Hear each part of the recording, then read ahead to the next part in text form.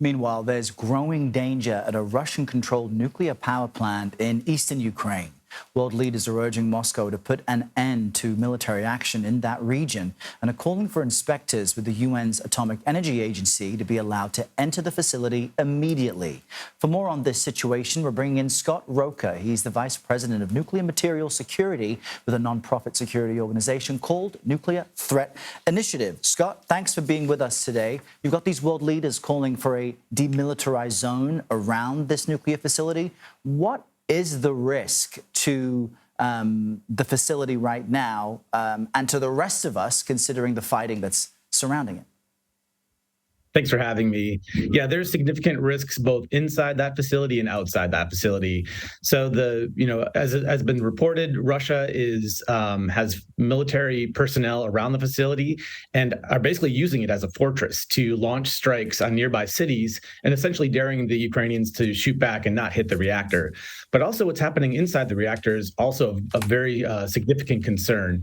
They've been operating that facility under duress. The conditions are not known, but there's certainly a lot of concerns about what's happening inside that reactor as well. Yeah, I think, when we heard about this, when we heard about these sort of bombs going back and forth, the rockets going back and forth, the feeling is we're on the verge of a Chernobyl-type incident, right. like, a huge explosion. But the reality is there are many things that could go wrong, and it doesn't necessarily mean, an explosion of the plant. Can you give us a sense of some of the other things that are at risk here? Absolutely, yeah. So this is actually a different type of facility than Chernobyl. So it is well protected against certain types of strikes, but it's not designed to repel a military strike. And so there is still concern that a missile could hit a reactor and cause a very serious release of radiation. But for me, the biggest thing I'm looking at is actually the spent fuel that is stored at the site in dry casks outside of those reactors.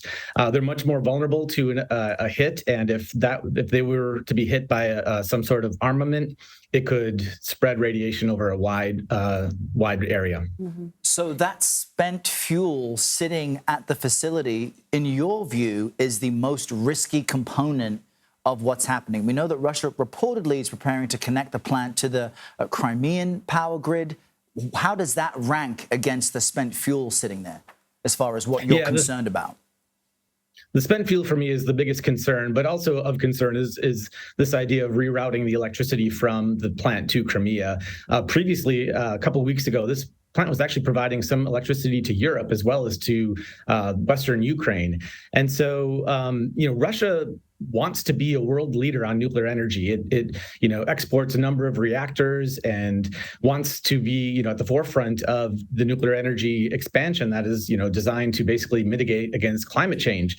And the more, actions that Russia takes like this, these, irresponsible actions, really calls into question Russia's commitment to nuclear energy.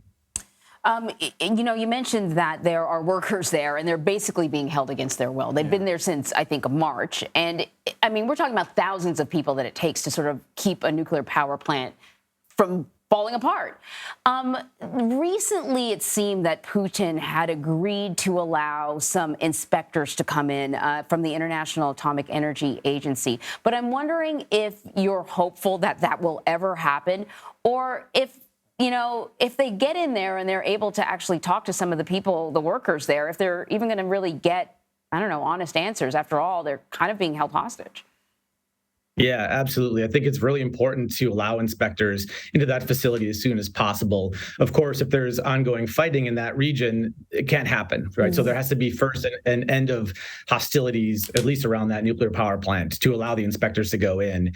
And yeah, it's long overdue to, those inspectors will be able to go in, understand the safety and security concerns that might be at that facility, and be able to talk to the operators and hopefully get a good view of what's been happening inside. Scott Roecker, really interesting conversation. Thank you so much. Thanks, Scott. Thanks for having me.